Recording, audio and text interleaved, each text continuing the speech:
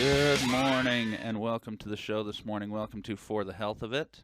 I am Dr. Scott Phillips, local chiropractor and owner of Lifestyle Chiropractic and Wellness Center in the Clock Tower building on Main Street.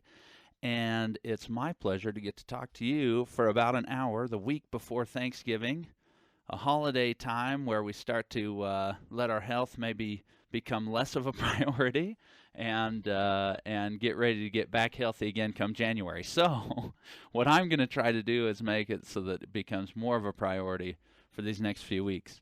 We are excited for the show this morning. I have a really good friend of mine on today. She's been on before, but we only had a half hour and we needed more time.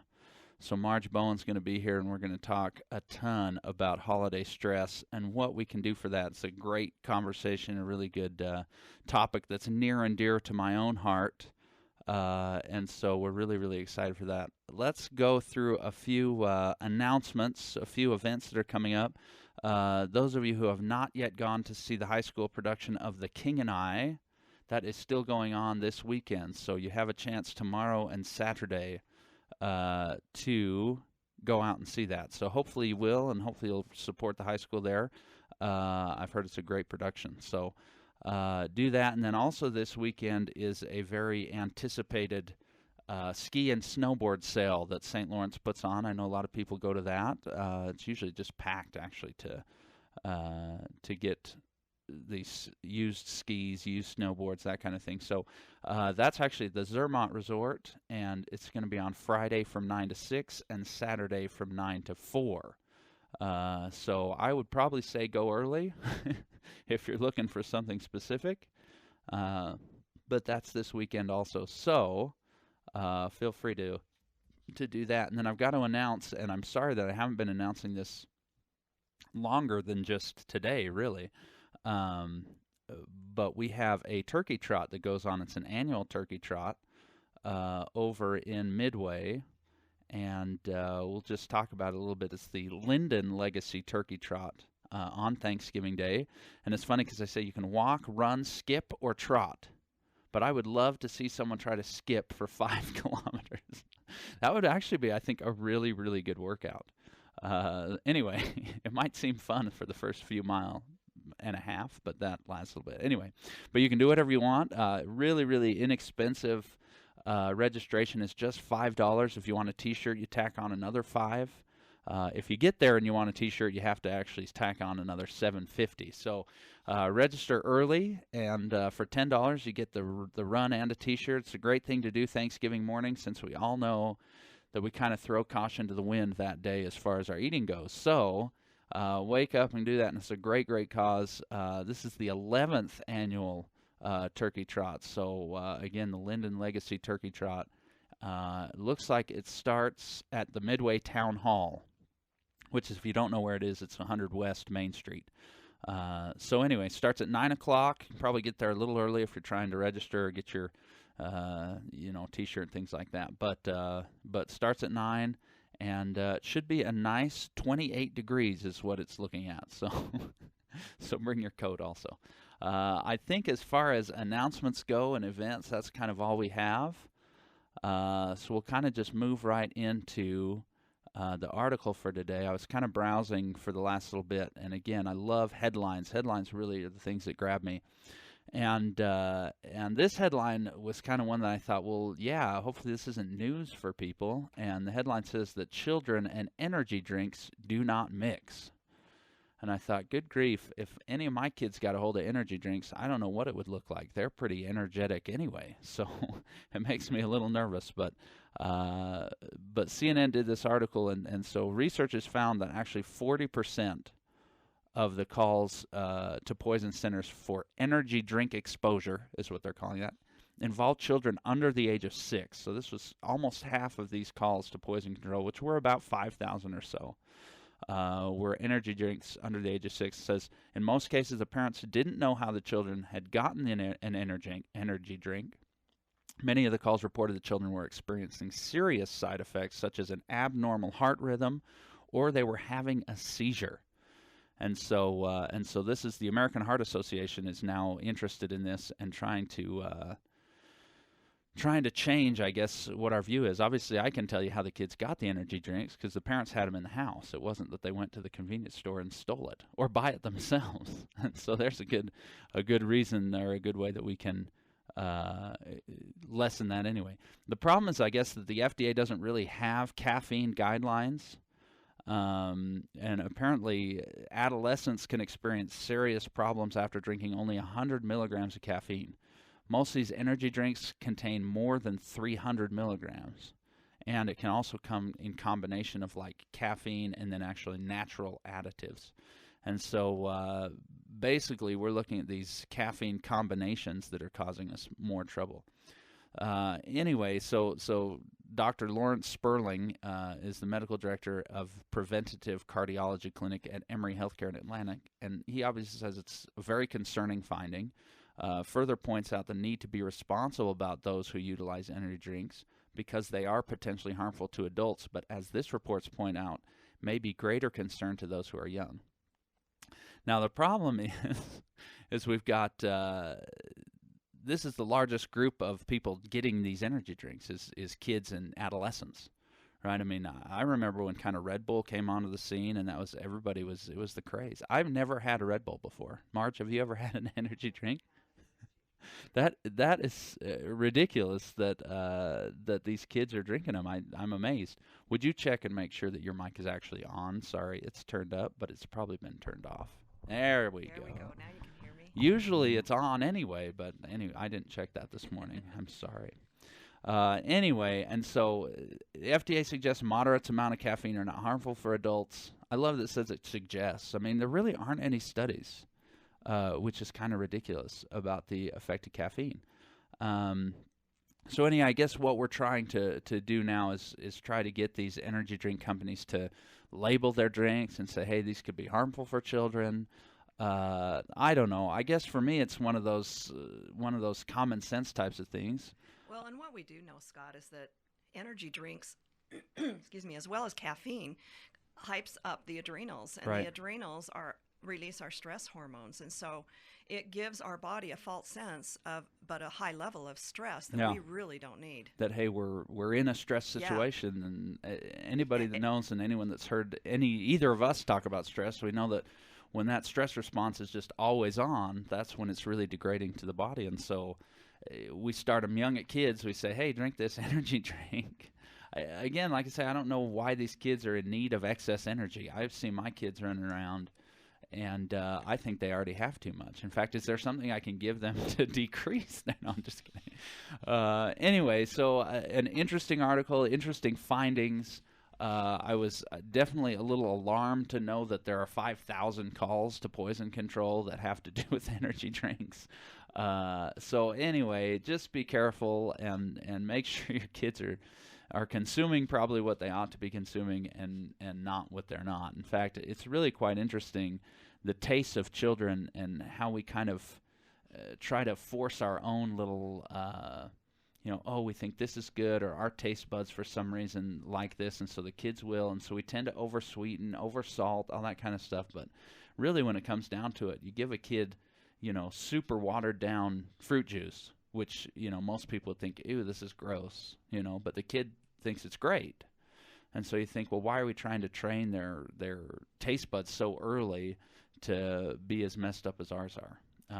So anyway, I guess there's a little soapbox moment for a second, especially coming around these holidays, that try the healthiest way first, and then I guess if the kid doesn't like it at that point, then see if you can change it. But you'd be surprised at what kids will eat. So anyway, I didn't want to take too much time doing that because I know Margie got a ton to say, and we've got a lot of fun to talk about. That's important. Yeah, no energy drinks for your kids. No. Holy cow. I've said on this show it's really fun because my kids like kombucha, which I think is hilarious because the first time I tasted it, I thought it was disgusting. I like it too, but I've sort of had to acquire a taste for it. But the first time the kids drank it, they really liked it. And so that's sort of our drink treat now. And we'll say, hey, if you're good, we'll take you to the store and buy you a kombucha, which is, I think, hilarious, almost joking. Great. But they love it. And so for us, that's their energy drink. That's awesome. And we haven't had to call poison control yet, so I guess that's good. No seizures. So anyway, so we have Marge has graciously given us a topic title even, and so we're going to talk about Christmas, the energy and survival of it. And I love that because we know that holiday season is a huge stress time for everybody, not just the stress of hey, I've got family coming in, or I mean, there's all kinds of different stresses. There's stresses of this being a very depressed time of year, also, which is interesting. The studies that find, hey, it's the most wonderful time of the year, is what we say, but it's also sometimes the hardest time of the year for some people, also. And so, anyway, I'm excited to introduce Marge again, neuroenergy kinesiologist, which I think is a fantastic realm of study, and so I think we're just going to kind of turn it over to you, Marge, and you Great. get started, and if I've got questions, I'll stop you and we'll just chat. But Sounds great, Scott. should Thank be a fun you. one. And thanks for having me on this morning. Of course. So, before I get into really talking about, the stress of the holidays, and we'll just include most of the holidays into the picture, I just want to talk a little bit about my background so people understand where I'm coming from and get a better sense of why I'm saying what I'm saying. So, I have been studying kinesiology, neuroenergy kinesiology, I call it, for over 15 years, seeing clients in that time as well. I've had extensive education in kinesiology and also in brain integration. So, in other words, how the brain fires or doesn't fire as it should Sure. when we move into stress. And so, it's that knowledge that I'm so grateful for. And then I also work with all of the energy fields of the body. So I very much come from the energy medicine side of things with clients. And I'm going to mention that here as well. In addition to that, when I work, I use a lot of different what I call frequency tools because we are more than physical. And everything has a frequency, then there are many natural, wonderful, beautiful tools that we can use that can actually influence our energy fields and therefore our physical body. And so it's a very broad concept of health that goes beyond the physical and even the mental and emotional into the energetic realm. So I'm going to be talking a little bit about that, but wanted you to have a sense of it. The other thing I do, I'm a certified Touch for Health instructor and consultant, so I do teach classes and have for years on kinesiology. And then one other thing I do is that I go around the country and teach people how to use essential oils. And so, and that's really just kind of organically, as they say. That's such a buzzword these days. Organically grown. And you travel a ton. I mean, you're all over the place. All over. In fact, it's good that we even found a week that you could be on because I know you're gone quite a bit. Yeah, I can be gone quite a bit. So I'm going to bring all of that into this discussion today. But let's talk about the holidays and why they can be so stressful. I want you to think just a minute about your own experience during the holidays. I know for me, at a young age, when my son was young, I went through a divorce. And so the first thing that comes up for me during the holidays is that's very old because my son is now 30. Gosh, he'll be 34 in a couple of weeks. But the first thing that comes up for me is how difficult it was in those early years when he was younger, that when he went to his dad's who lived in another state Sure. for Christmas. And so that was very hard for me emotionally to Right. not have him around at Christmas. And he's Definitely. my only one. I have a stepson who was with us every other year, but he's my only one. And so that was very, very challenging for me. And so sometimes in the holidays, my brain can start firing from a place of I can hear maybe a song or just have a memory that might take me back to those early years when I didn't have my son. And so what's happening is I'm accessing some deep subconscious emotions that are probably still there because they're always there. Well, and there's a real connection there, too. I think people don't realize that once that connection's made, even if it's a memory, proteins are synthesized. Physiology really changes. It's not this, oh, it's all in your head, just think differently. I mean, there's actual physiological changes that happen. Right. Dr. Candace Pert is the one that found the neuropeptides. And what she discovered was that when we simply have an emotion, there's a cascade of neurology that happens in that instant. So you're right. We are such complex beings, and there are so many things that happen on so many levels in an instant.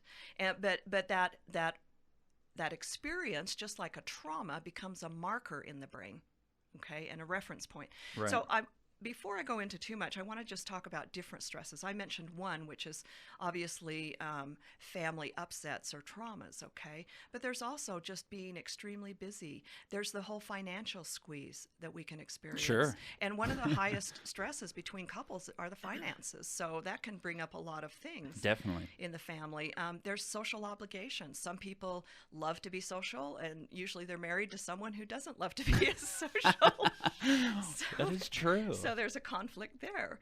And there's also the perceived idea about how we should feel during the holidays based on what TV tells us. Oh, based yeah, on listen. advertisement, right? That I should feel joyful and happy and ready to spend money. and ready to spend money. And maybe I grew up in a household where there was screaming and yelling going on, and maybe Right. even physical violence, and that Sure. just doesn't ring true, you Sure. know. So there's all these conflicts that can arise at the holidays where it may not arise as much in other times of the year. I actually did ask on Facebook too, Marge. I don't know if you noticed some of these comments, but there were people that kind of listed some of their stresses. Oh, I'd love to hear that. And so, but it's interesting because you kind of took most of them. But so one person says the holiday parties. Yes. Right? Just seems like every weekend there's something going on. How to look 10 pounds lighter. Overspending. And then how to be involved in donations, helping families, but not overwhelming their own. This is a time where people try to get outside themselves, but then also, how do I make sure that I'm doing right by my own family too? And then those are really great. And then another person talked more, I think, just general stress. He said studying in school, but returning to school, managing a healthy work life and school balance. Yes. And that's not really necessarily a holiday-specific stress, but definitely a big time. But it can be, because, oftentimes in school, all of your finals are happening. Right around the same right time. around the holidays. And For then sure. you've got family obligations, like you're expected to travel across the country. Yeah, but how am I supposed to do that? I've got a test I've got to study Exactly. for. And I'm a student. I'm not making any money. I'm working hard to be a student, and so how do I get presents for everybody? I mean, I can totally get the stress of that. So those are just kind of the highlights of those comments. You know what? It's perfect, because what I'm going to talk about will speak to each one of those all at the same time. And what I really want people to understand is that, this time of year is really what I call the heart chakra time of year. Now, if you don't know anything about the chakras, let me just give you a little tidbit here. The chakra is a Sanskrit word that means spinning wheel or disc. And so they are energy centers in our body. We have 7 major chakras starting, many of you may have heard of them, starting with the root chakra and going up the body to the crown chakra, which is at the top of the head. The root chakra is down at the tailbone and it projects out toward the knees. So these chakras, these energy wheels extend beyond our body a bit, both in front and in back. And they are really a map. They are really a guide for us if we can know something about them. They can be very helpful for us. So the heart chakra actually sits right at the chest, both in front and in back. Remember, the energy extends beyond the body a bit. And the heart chakra is really about love and compassion. And so there's a woman by the name of Dr. Valerie Hunt. She's passed now, but in her late years as a physicist, she actually worked with NASA to develop instrumentation that would help her measure the human emotion. Sure. And what that means to us. And what she found was she was actually measuring the frequency, because our body, we really function in an electromagnetic chemical way. Yeah. And so she was actually able to measure the array of human emotion. And what she found is that emotions like love, compassion, gratitude are very, very high frequency emotions. And emotions like hate and resentment are really very low frequency emotions. Now, the reason frequency is important is because our energy fields all resonate to different frequencies. We want the optimal frequency in our fields because they feed into the energy of our cellular function. Okay, so frequency is important. So we have this love and compassion, and that's what heart is about. It can also be about forgiveness. And so in a family dynamic, it can be different for everyone, but it can also be the same in many ways, which comes back to us and what we believe, what our thoughts are, and how they influence our whole body. And there's a wonderful man by the name of Dr. Bruce Lipton who wrote a book called The Biology of Belief. And Bruce Lipton was actually an instructor in medical schools and went through a crisis in his own life. And he came to he really understands the cellular function. And he, because that's what he taught about, and he does a beautiful job of showing how it is our beliefs create the body and the health that we have today. And so the first step for people really is to begin observing what my beliefs are during the holiday. Yeah. You know, do I believe personally that holidays stink because they did at one time in my life Right. sometimes? Right. Do you know what I'm saying? Yeah. But that can overshadow my belief about what my experience is going to be. Yeah. And that brings up another great point. Getting into the now, in other words, being present right now in this moment, is a huge and even a challenging task for all of us. But some of our greatest stress, so those of you that are listening, I want you to think about this in terms of your stress during the holidays. Some of our greatest stress is that I'm either in the past in my thoughts, Yeah. or I'm in the future with my thoughts. Right. Sure. Either way, that can increase the stress in my experience. Well, and isn't it kind of dwelling on this stuff that really you don't have a lot of control over? You know, I mean, it's, I can control what's going on in my life right now, but does it make any sense to think about, well, yeah, but I've got 13 people coming in a week, or, last week something else happened to me. And I think that's a big thing that people, like you say, they live in these other time periods instead of trying to focus on exactly what's going on right then. That's right. And it's tricky. I mean, it is tricky, but a wonderful book that I used, that I read and really helped me at one time in my life, and I probably could go back and reread it actually, is called The Power of Now by Eckhart Tolle. I really enjoyed that book because, and it's on, CDs and all of that, but very helpful for me to pull myself in. And this is a time when I had a lot of trauma going on in my family. You know how sometimes people get hit with more than like three Yeah, seems in to threes. be this magical word, Right. number, right? And I had one of those years, with family where Yeah. boom, boom, boom, and it was actually more than three. But as it turns out, amazingly, I was reading that book at the time, Yeah. and it really did help pull me into the present and helped me deal with it. So what I'd like to talk about for a minute is what happens in our body and our brain when we move into a level of stress. And then once I finish talking about that, I'm probably going to start talking about different ways we can help ourselves Sure. to move out of that level of stress. Our body is actually amazing, a miracle, magical. We are so built for survival in every way. And what I mean by that is that we, in our brain, we have the limbic system. And in the limbic system, we have a specialized nuclei called the amygdala. And in the amygdala, that's where our survival emotions are stored. So let me give you an idea of what that looks like. We all have no choice in this. It's hardwired in our brain to feel fear, threat, danger, anger, rage, frustration, pain, punishment, pleasure, reward, escape, submit, freeze. We have to feel those emotions to survive. Right. Right? Because if there's a fire nearby and I put my hand in it, I feel pain. Yeah. And what that teaches me is that I can't just walk into a fire, right? It's a good lesson to learn. It's a heck of a lesson. So these emotions are hardwired there in the brain. We have no say. And well, unless there's been an injury or something. Right, You know right. what I'm saying? Sure. We are born Sure. with those. They're in the subconscious. Yeah. And so they serve a purpose.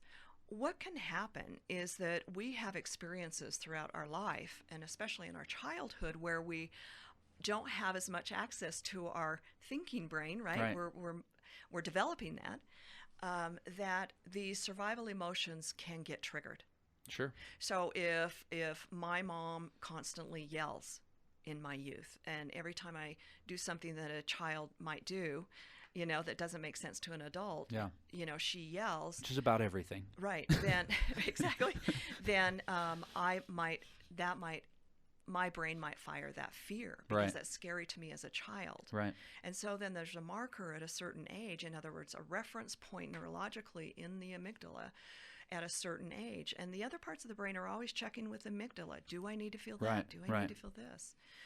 And so when we get too much stress going on, we can, as an adult, we can be referencing many different neurological patterns Yeah, that were triggered as a child. even long ago. That's right. And even link to particular belief systems that were developed as a coping strategy Right, as right. a child. Huh. Now, that's great because we survived that situation. Right, exactly. Right? However, as an adult, we might still have that belief system running and we're not even aware of it. Yeah, on a subconscious On a level. subconscious level. Yeah. Or it's running on it's really running and we're somewhat conscious, but not totally. Right. We don't see the connection, so Sure, we have a hard sure. time moving past it. So once our brain is firing in that level of stress, everything changes in the brain. The neurology is like a computer, right, with a software. And if you have connections in the software that aren't connected properly, you can't get from where you are to where you want to be. Right. It takes longer to figure out how to get there. You take more time, Right. and it takes more of your energy. And that's exactly what happens in the brain. When we move into a level of stress in the brain, our neurological pattern of firing changes to the point where it takes more energy and effort. And all of us, I think, can pretty well relate to a time when we've been so stressed that we just can't think. Yeah, it's function kind of shuts down Right. almost. We just can't take anymore. We Right. can't think. Right. And so when this happens, the nervous system, of course, is alerted because you are in a level of stress. Now, in our nervous system is brilliant because it also needs to try and keep us safe, right? So I'll give you an example of how this can get out of whack. If someone has had a trauma where they've hit their head, and by the way, I work with people a lot who have had trauma, whether it's a physical trauma, a brain trauma, an emotional trauma, and oftentimes with a trauma, especially a physical whack to the head or Right. the tailbone, what can happen is, the cranial bones actually jam. In other words, there's softer tissue between the cranial bones, and so that jams. Our jaw tightens. Okay, and this is a nervous system function. Our jaw tightens, getting ready for impact. Blood moves more into our arms and our legs to get ready to either fight or run. Right. Right. And our adrenals are kicked up, Yeah, right? Our yeah. stress glands are kicked up.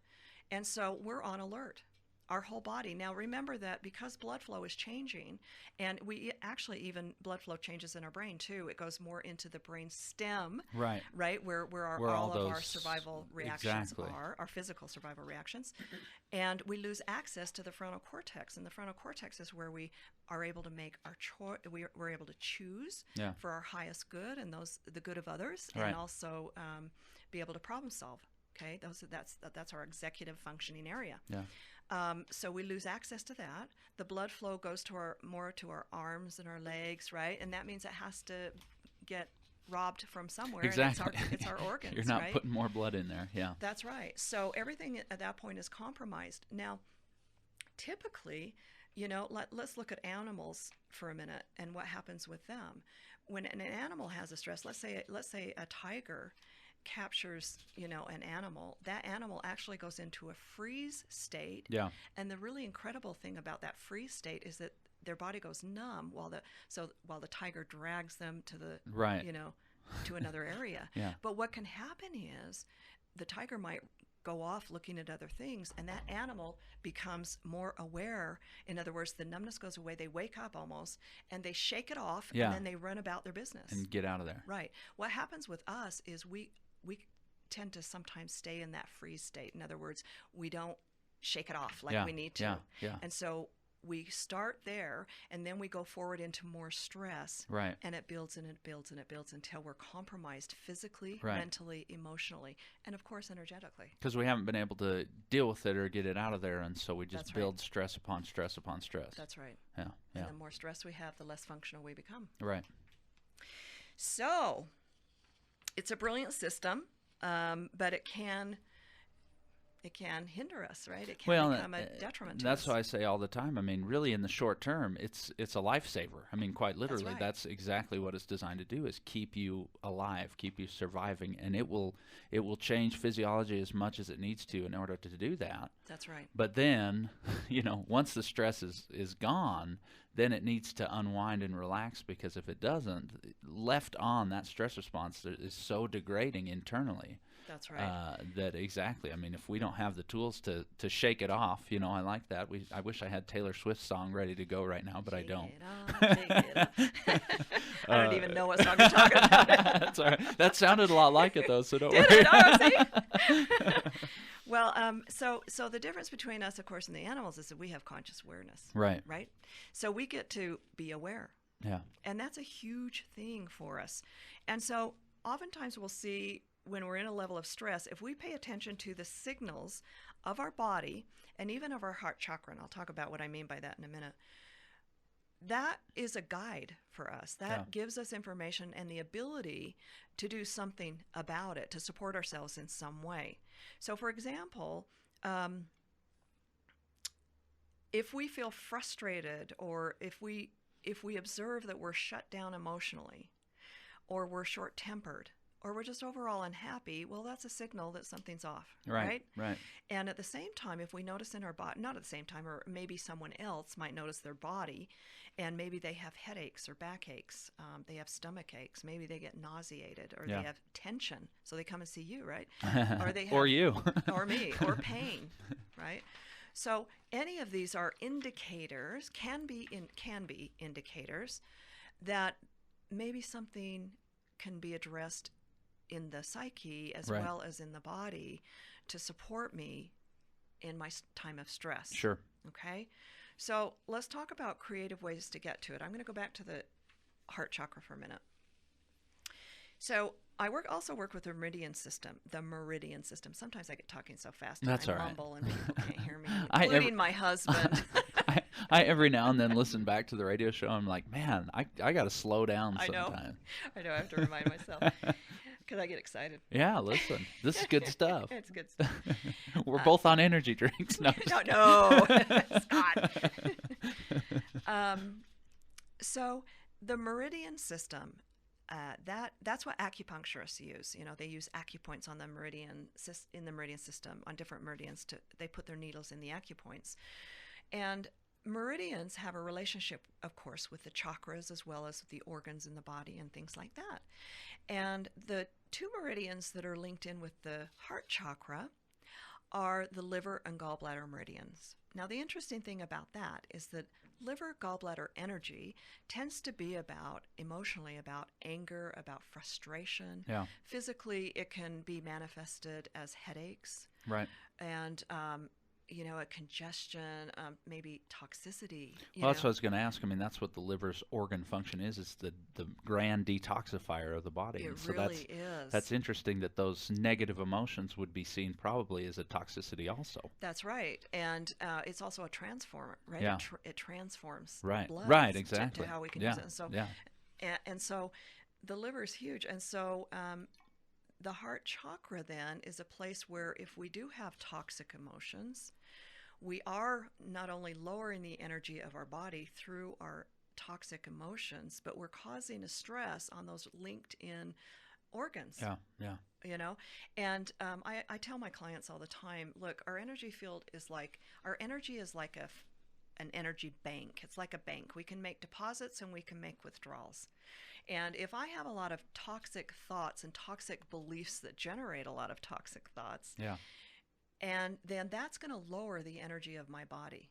Right. If I have times when I'm in joy and I love, I'm really connected to that love of myself and even of others, then that's really a deposit we make. Yeah. And so listeners can really observe in their life, and especially as they walk through the holiday time, where am I? Yeah. Am I making deposits or am I making withdrawals? And what are my beliefs right now? Right. What is my intention? And what thoughts are occurring in my brain? Am I judging myself because my weight isn't ideal, Right. or because I'm not performing like I think my parents want me to perform at Christmas time, Sure. or, so it really gets into our beliefs about who we are and who we are in our families and or even who we are in society. Well, and I think that can just be a great exercise at this time of year, like you say. How do the holidays make us feel? Not how should they make us feel? I think a lot of us maybe put on that mask and say, "Oh yeah, it's Christmas. I love Christmas," you know. Exactly. And I don't mean to just say Christmas. I mean the holiday season in general, where there's a lot of celebrating in different cultures and different religions. But uh, let's be honest with ourselves. Let's sit down and say, well, how do I really feel? How does this really make me feel? And then at that point, I think it's an easier way to go about, okay, is that, like you say, is that decreasing my energy level? Is that making me, function on a lower frequency, or is that contributing to the happiness that I feel? Right. And we do have to, kinesiology is very much based on this, what I call the self-responsibility model. And, we tend to give the power of our health and well-being away to, to other things, For to sure. other people. Right, right, If I go to the doctor and I believe that they can fix me, then I'm giving that my own power away. And there's plenty of things that we can do for ourselves right, that can really support our health. Now, granted, thank goodness we have the medical system and all that beautiful right, knowledge, right. and we can access that when we need to. But this idea that I am responsible for my own well-being Yeah, is really important, and that supports us in making choices that are for our own good and our family's well-being. right. And that can be different for everybody. So I'm going to go back to the heart chakra for just a minute. So again, the heart chakra is about love and compassion. And really, first, it has to be with self. And then it can go out to others. Right. Okay. Right. So the more I am loving and accepting and compassionate with myself, the more I can be that with other people. And compassion is a big one because we strive all of our lives in so many different ways. And, we see our imperfections. We all have what's called a shadow side. Many of us have already experienced that shadow side. Yeah. And it can be hard to see in ourselves, if we go through a period of life where we make choices where we don't feel good about that choice or those choices, and we've hurt people or Sure. whatever it is. And so this compassion allows us to begin to see that we have been functioning as the best we can, all of us, with what we have. And if we step into the self-responsibility model, we can start observing why I'm the way I am, how I got to be this way, what was lacking for that poor little child at one time, Right. and how that bleeds into today, and now what I can do about that today, the choices I can make, the new beliefs I can actually take on. Right. Right. Right? And that can shape everything new in our lives. And so the heart chakra is also about forgiveness. And sometimes a lot of people think, well, in order to forgive this person that hurt me very deeply, forgiveness basically says that it's okay, they did what they did.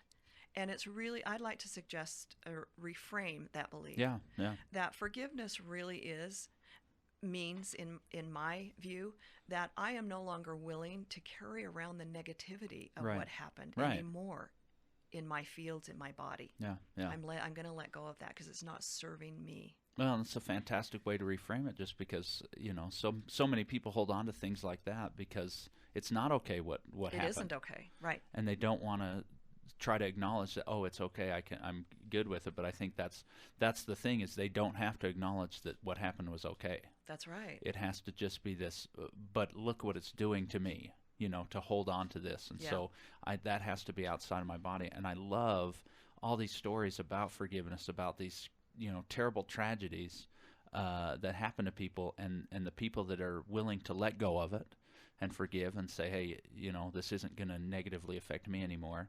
Those people are able to move on and they live great lives. And the people that can't, are the ones that really stay in that really negative type of cycle. It affects all areas of their life. Yes. And Yes. there's tons of stories about that out. That's right, because what we feel inside and how we live internally is projected externally. For In other sure. words, that's Yeah. what we create. Yeah. It's what we find around us. And so it's a really powerful thing to begin to see that I can change my internal environment, and in time that will change. And then see that change the external. That will project outward, Yeah. exactly. Yeah. So forgiveness is big, and I'm not saying it's easy. I am not saying it's easy. And for many of us who need to forgive ourselves, for example, sometimes getting to forgiveness cannot happen until you really get in touch with the emotion of what happened. Right. Like you really allow yourself to feel that, and not just if the situation happened when you were a child, then you go back to that child mind. Yeah. Not Yeah. the adult mind. You Yeah. go back to the child mind, and you really allow yourself to feel that anger or that fear or whatever it was. Right. And once you exhaust that emotional experience, and it does, it does exhaust. I mean, Yeah. we are able to diffuse it and move on. Then you're able to get to forgiveness. So the heart is really self, and love is the highest frequency. And so for those of you during the holidays that might walk into your family environment, I want you to observe the feeling of obligation, the feeling that it needs to look a certain way, whether that need for it to look a certain way is yours or someone else's. Right. Right? And really just check in with yourself and get in touch with what's most important from a loving and forgiving place for you, and either communicate that to other people, or just come from that place Right. with them. Right. It's amazing how other people actually change when you're able to access that within Sure. yourself. Sure. Oftentimes I'll work with people, a parent-child relationship or a husband-wife relationship. I'll work with the energy dynamic between people, Yeah. or between groups, and it's pretty interesting, and it's always amazing to me. And I've experienced this in my own life, that when I figure it out for myself and get back connected to more of that compassion and loving place, then the other person actually starts responding differently. Yeah. See, and I think you're exactly right. I think we deal with our own emotions based on the constantness of oh, well, that person is that way and this person is this way, and yeah, you do this type of experiment, all of a sudden you realize that everyone else is as changing as we are, that there's no real constant, and they kind of play off that energy for sure. And Yeah. I think anyone knows, you go into a room, someone comes into a big room and they're negative and they start talking negativity, all of a sudden the whole room starts to change. And same way with a positive type of person. Yes. And it's always fascinating to see what one person's emotion can change with people around them, for sure. Well, and I think that brings up a great point that I'd like to address, and that is that we all see the world through our own glasses, Right. our own perceptions, and those perceptions were developed through our own unique experiences in sure. life. So when someone responds a way that is surprising to you or that you don't like or whatever, you have to consider that, okay, this isn't necessarily about you. Yeah. It's about them and their perceptions and their beliefs, and they're just expressing from that place. And I think when we can make that distinction, Yeah. it kind of helps us not take it so personally, Right. and Right. begin maybe move into more of a communication Yeah. about, well, now wait a minute, let me, tell me, trying to figure out really Where what's it's coming underneath from. Yeah. Sure. this expression. Yeah, because we all have such different experiences. We all come from such different places. So it's funny that we would be surprised that someone would react a different way that we would. Right. When you say, but yeah, they've lived a completely, and most of the time we don't even know, No. but it's We like just- they've lived their whole life and it's been Right. completely independent of yours, and it's Right. completely different. And so, yeah, you would react some way, but that's because that's how you learned. Yes. It's true, and it is true. and then it gives that kind of that leeway, for someone to act differently than you'd expect. Exactly. How dare they, How dare they? I know, right? So let's talk for a second about some of the beliefs, and Yeah, this will yeah, be kind of a fun little game. yeah. I I wish we like could that. have our listeners like follow. But here's some beliefs. Okay, so so um, okay, I thought of one. Oh, that if I'm not the center of attention during Christmas, then I'm not loved. Sure. I mean, there's a belief. Yeah, yeah. I think definitely. Or if I don't get the presents I want, then you don't love me. And I'll tell you that as a parent, that makes me nervous that that's a belief that my kids hold. I hope it's not. But that's true. I mean, really, like, this is what I've wanted. This is what I've asked for. If I don't Right. see it, then someone doesn't care about me. Right. Sure. Right. What are some beliefs you can think of, Scott? I think, and we talked, Christmas time. I think Thanksgiving is definitely another, big time stress. And I think some people definitely have this belief of, hey, if I don't pay equal attention to both sides of the family, let's say someone's Hmm. married Oh, and yeah. parents live close. If I don't give equal Yes. attention to both sides of the family, then one's going to feel slighted and they're going to be mad at me. And so, That's hard.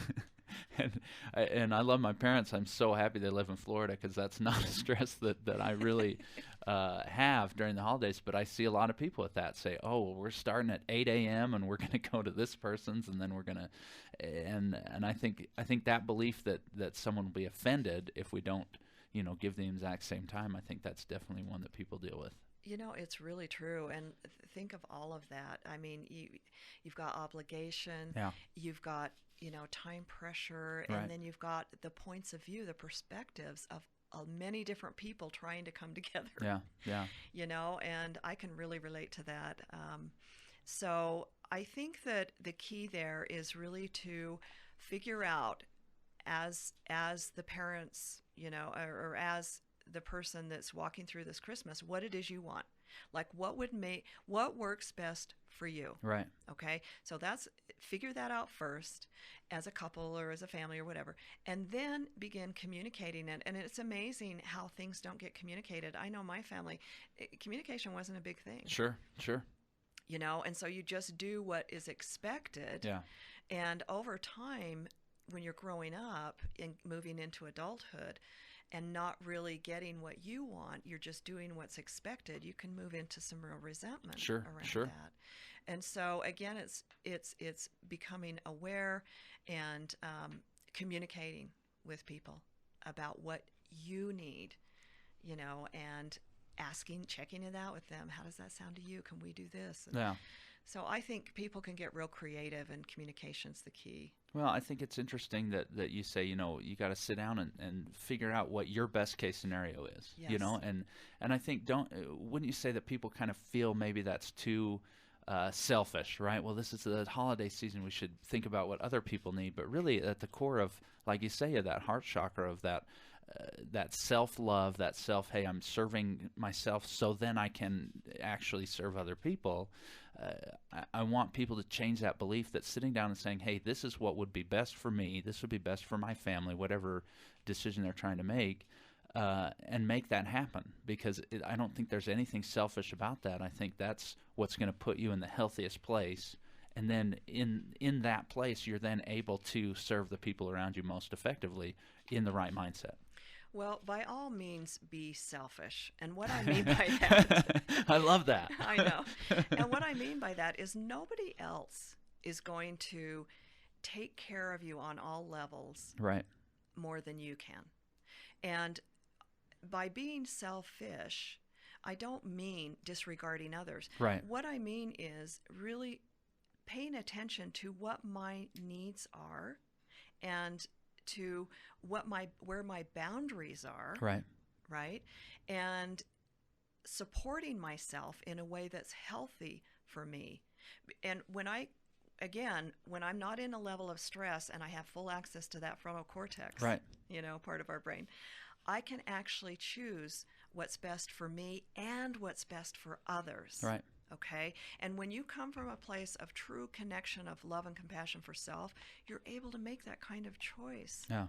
from a loving place for others as well. Right. And you can set yourself aside. Yeah. But if you're constantly have no regard for what your needs are, have no regard for what your boundaries are, and then it's going to be really hard to give of yourself. Yeah, you're on the road to burnout easily. You are Yeah. totally on your And then, road like you to say, burnout. it can turn into resentment. It can turn into these Exactly. negative emotions because at the heart of it all, we do want to satisfy ourselves. And if that comes at the expense of other people, then all of a sudden we can start to feel that resentment. And I think anyone out there that knows when they're giving their best, when they're serving the best way, when they're feeling the most selfless, I think it's when they're in their best place health-wise, and when I That's say right. health, I don't mean just physical. I mean emotional, spiritual, whatever we want to say. Yeah, When we feel that's the right. best, that's when we can serve the best. And I think it's almost this That's right. backwards thinking, but I Exactly. think for sure, I hope that's a thought that hits home with the people that are listening. That please take care of yourselves because then you can take care of other people. That then we can show up in the world Right. with, from a place of exactly the best of who we are. Yeah. And Yeah. when we can show up like that, everyone benefits. Right. The world benefits. So, okay, so I know we're running, gosh, I mean, I'm God, telling I'm you, we telling could you, do. another We half could hour. do. Okay, so I really want to get into some creative ways to work through it and give you some tools. Yeah, this would be good. So there are many things that we can learn, that we can use. First off, the heart chakra, each of the chakras resonate to a particular color, Yeah. at the frequency of a particular color. So the heart chakra, the colors are, it's the only chakra that actually has a couple of colors, but it's pink and green. And so visualization is a very powerful thing. It Yeah. actually, there's been plenty of studies that show that when we visualize a positive outcome, just like athletes do, Yeah, sure. there's actually a cascading experience physically, Right. mentally, emotionally, and in our energy field. So, so even just seeing in that heart space around your chest and in front of and behind your chest, seeing the swirl of pink and green, might really support you in shifting heart chakra energy. And I want to give you a nice affirmation to use, or a thought for the heart chakra, and it is, "I open my heart and share it with others." So if you write that down and even post it on a sticky note and put it on your mirror, Yeah. and remind yourself that as I walk through the holiday season, I am going to keep my heart open and share that experience with others. Yeah. Then that may help make this a little bit easier for you. One thing I also want to address, another little tool, is to use essential oils. Now, of course, I use them all the time for myself, and it's probably why I have a side business with oils, because this is nature's brilliance. This is nature's chemistry that can offer a benefit to us. Right. And so to generate more peaceful thoughts during the holidays, you might use Roman chamomile. And Roman chamomile is really about spiritual purpose, which I love. Yeah. Yeah. Frankincense, of course, is a beautiful Bible oil, right? Fantastic. It's Right. an It's very amazing timely. oil. And it's the oil of truth. Yeah. Yeah. Right? And yeah. so being connected to our own truth. That's my favorite oil. then If you don't know what frankincense smells like, please find someone to smell it. You'll love it. It's the oil of the crown chakra, and the It's crown chakra is fantastic. about knowing self. It's Yeah, really, and yeah. being connected to something greater than yourself. So Yeah. it's a wonderful oil. To help support more access to joy, wild orange is wonderful. It's the oil of abundance. Peppermint is great. It's the buoyant heart. Lemon provides focus, and then there's a beautiful blend, at least with the line of oils that I use, called Holiday Joy, which is a beautiful blend of oils that is wonderful. If you're feeling judged and self-judgment, judgment by others, if you're feeling that way, you might consider using clove, which helps us with boundaries, or ginger oil, which helps us feel empowered. Huh.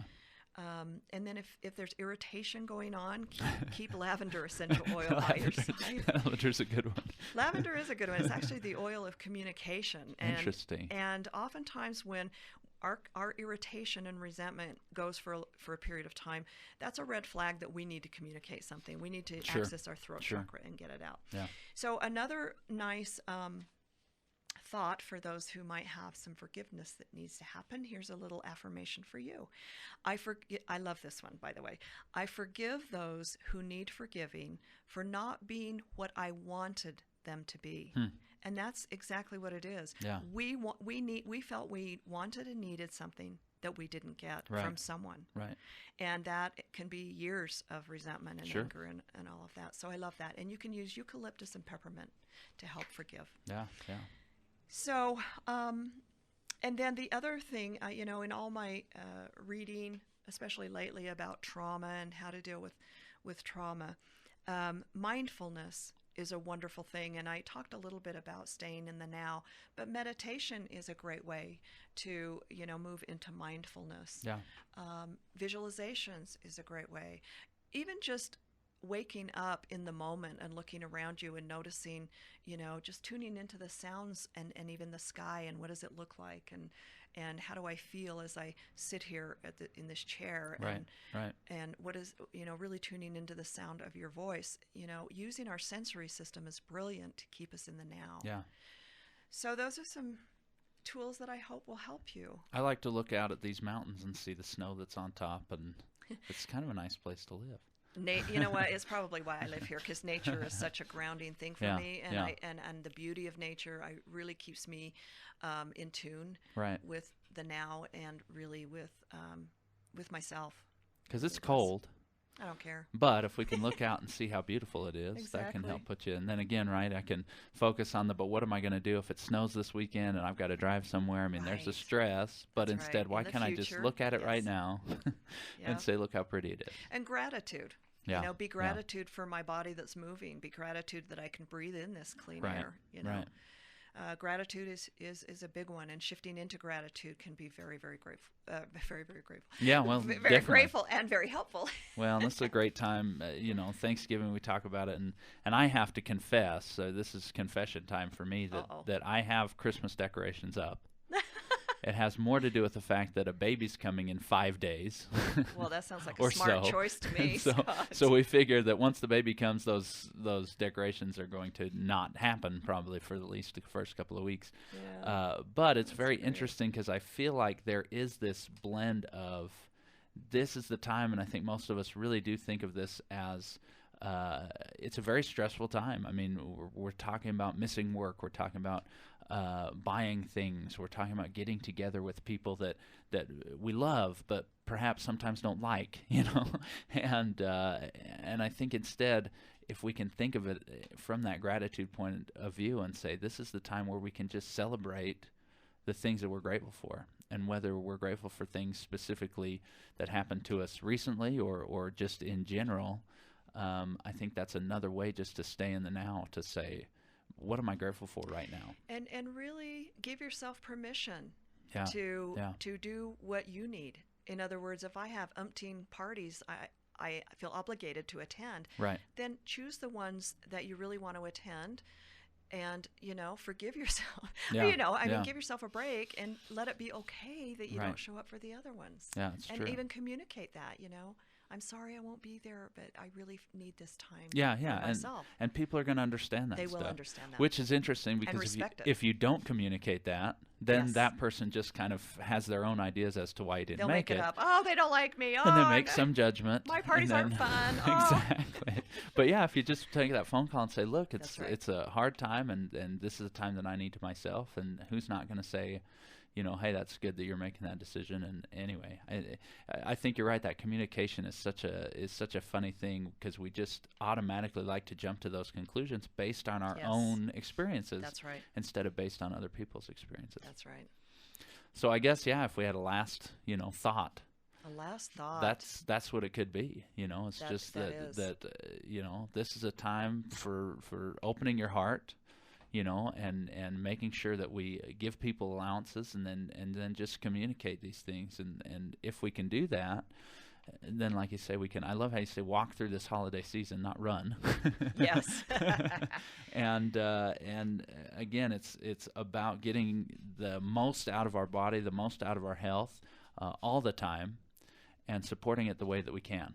Yes. Make a choice from the place of love. Yeah. Love of yourself and the love of others. And I think when we can really connect with that, we can make a choice that's in our best good. Right. Well, Marge, see how fast an hour can go? Is it over? Uh, Oh my gosh, it is.